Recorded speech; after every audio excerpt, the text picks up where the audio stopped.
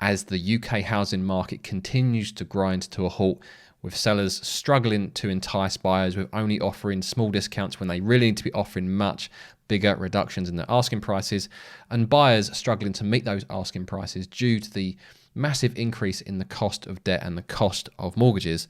There is still one company that continues to thrive, that continues to see huge revenues and huge profits, and that is Rightmove. And that's what I want to talk about in this video, as at the moment I believe that Rightmove are making the wrong move. So let me talk you through a couple of articles, and then I want to come back to Rightmove and just go through some of my pet peeves as well. As I think, although they dominate the market at the moment, what they're doing puts them in a vulnerable position long term. So let's go to one of the articles first. This has been released this morning, the 27th. Rightmove has just issued a trading update revealing higher than expected ARPA, average revenue per advertiser, thanks to the strength of demand from agents for its product. So basically, Rightmove are making more money than ever from their estate agents. Now, why should you care? Well, if an estate agent is spending more money on Rightmove fees, one of two things is going to happen. They're either going to make less profit, or they're going to pass those fees on to you. Which do you think is most likely? So that's the first thing to be aware of. Rightmove's share of consumer time in the second half to date remains unchanged at around 85%. So I think when they're talking about consumer time, they're basically talking about us buyers and sellers spending time on different property portals, and 85% of that time is going on Rightmove. So they do have a monopoly of the market, both from an estate agent perspective and from a buyer and seller perspective as well. The strength of demand for our products since we last reported means that we now expect ARPA growth for the full year to be between £112 and £116, exceeding our previous guidance of £103 to £105. That is how much the costs are going up. That's not how much the cost is, that's how much the cost, that is the growth on the costs that are already being paid. And I've put this in red underneath, it's a slightly different take. The majority of growth has been driven by new home developers. And I think this is really important because you guys have probably noticed it as well. If you've been looking at Rightmove over the past few years, so many new build developments, they either sell off plan or they sell with absolute minimal advertising on the property portals. But because the housing market is so slow at the moment, the new build developers are being forced to advertise on Rightmove. So that's why the majority of growth has been driven by new homes developers who have extended their usage of our native search adverts and advanced development listing products to sell their developments. And then coming down a bit further, just to kind of put this into raw stats so you guys can see how big these increases are. The overall full outlook for 2023 remains at least in line with Rightmove's previous guidance in terms of performance. They expect ARPA growth of £112 to £116, revenue growth of 8 to 10%, underlying operating profit growth of 7 to 8%, and underlying margin of around 73%.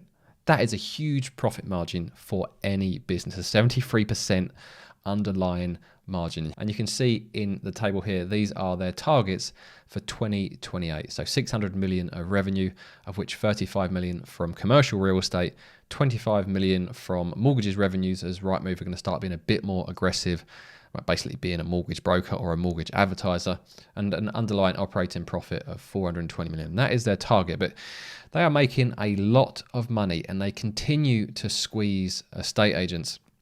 And there's actually an article a couple of months ago from an estate agent when they announced the hikes earlier this year. I'm just going to read this very briefly. They're going to come onto the property portal itself.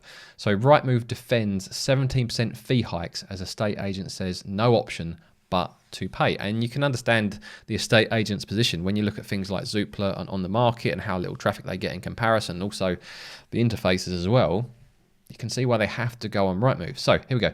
A 2-branch estate agent in West Yorkshire says it's being held to ransom by Rightmove, which is raising its subscription fees again this year. The managing director of the firm, James White, who is a long-standing customer of the property portal, was told this week by his Rightmove account manager that his subscription membership was increasing by just over 17% on his current monthly cost. Remember, this is a company that has an operating profit margin of 73%. So this is basically greed, isn't it? And come down a bit further.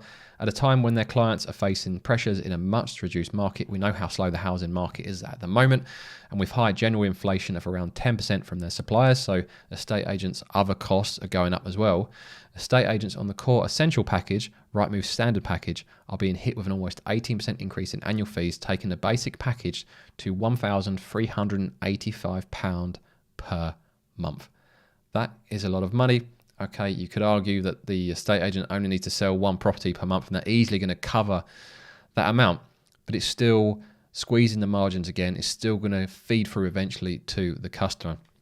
And from an estate agent's perspective, it basically just keeps building this bad image of Rightmove. They are basically being held to ransom at the moment, and if they ever get the opportunity to move to a contender that is at least viable, because at the moment the contenders aren't viable, if the opportunity does develop, no one's going to be loyal to Rightmove. They're going to move very, very quickly.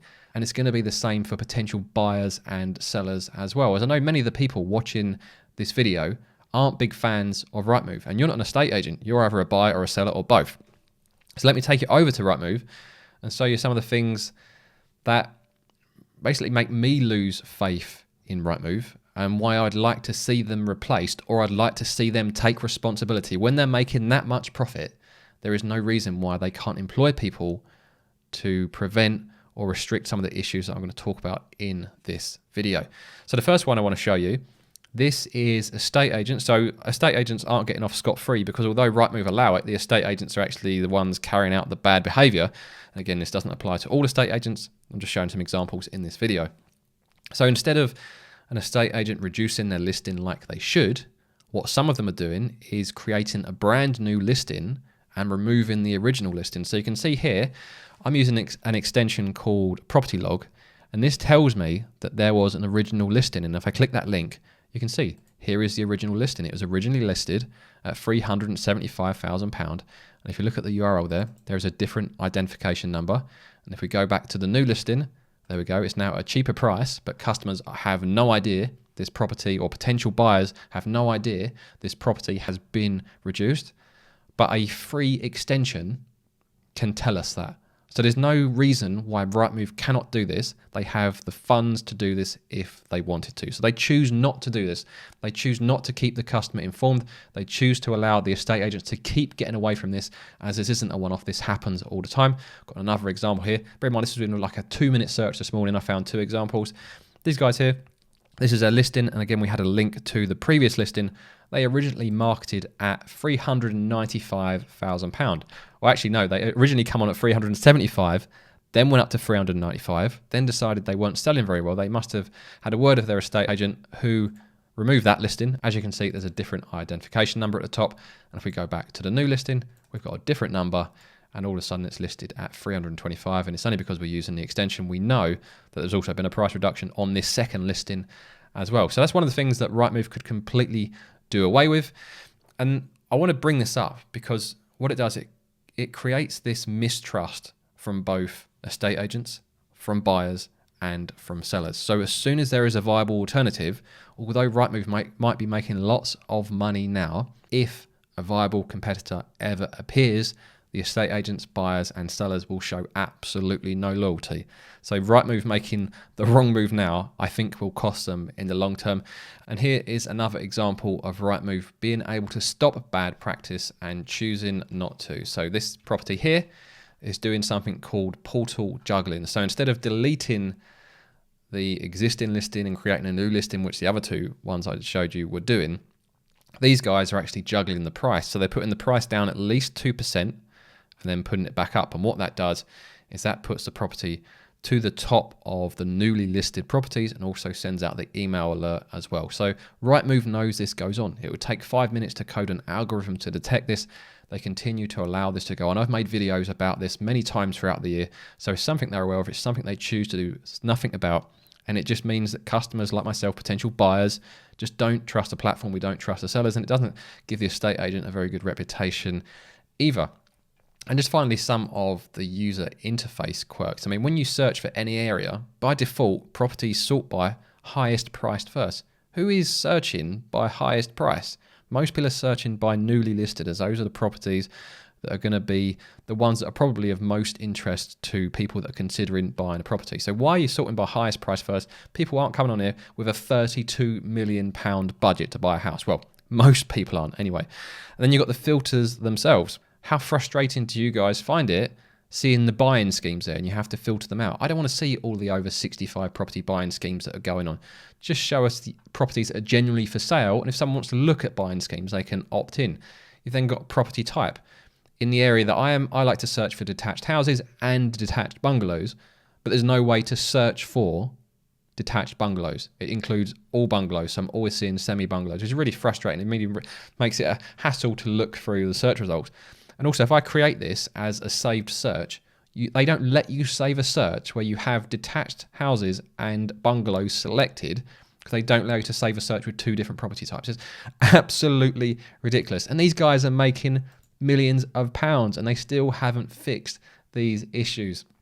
So when you put that all together, I do think that Rightmove are abusing their position in the market. They are continuing to squeeze estate agents. They're letting estate agents get away with bad practice. I think the user interface generally for Rightmove definitely has some room for improvement. I'd love to hear what you guys think of Rightmove. If you've got any particular dislikes about the way they do business or the interface itself, let me know in the comments below. What I'm going to do now is pop up a video which talks you through some of the Rightmove red flags that you guys need to be aware of if you're buying or selling a property. So I'm going to pop up that video now and I'll see you guys over there.